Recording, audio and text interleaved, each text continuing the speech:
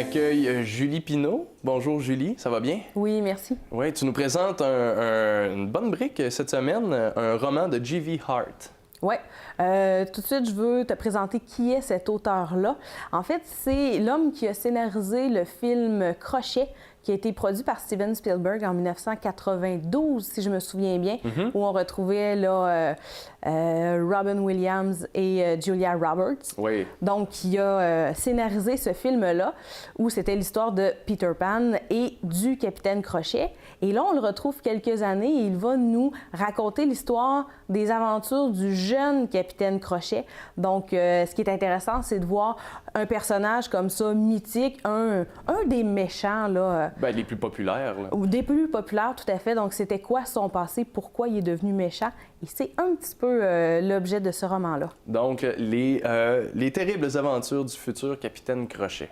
On est content que tu nous parles de ce roman-là, puisque l'année dernière, à l'émission L'Expresso, la librairie Alpha nous avait suggéré fortement ce livre-là, et c'est le fun de t'avoir pour en parler. Ben oui, j'ai repris cette suggestion-là et puis je l'ai lu. Puis j'ai été très agréablement surprise. Puis quand on dit les terribles aventures, effectivement, c'est des terribles aventures.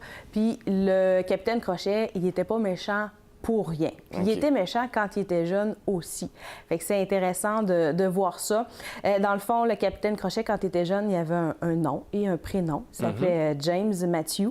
Donc, ce jeune-là a été abandonné, renié par ses parents, s'est retrouvé dans une espèce d'orphelinat. Et déjà, c'était une personnalité très charismatique, auquel les autres jeunes se rattachaient. Puis lui devenait un peu le leader d'une bande de jeunes garçons pas très gentils, bien entendu, qui font un peu des mauvais coups, mais dans un esprit pas si méchant que ça, où ça va être davantage de la vengeance. Donc, en réaction à d'autres mauvais coups.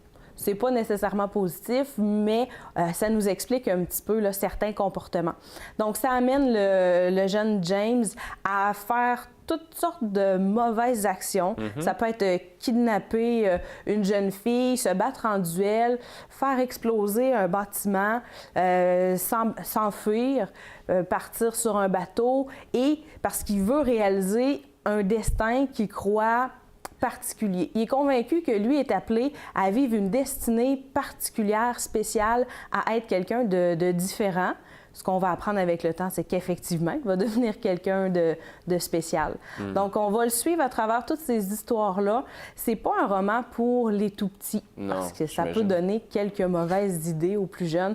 Fait que je le conseille à partir là, de 13 ans et plus.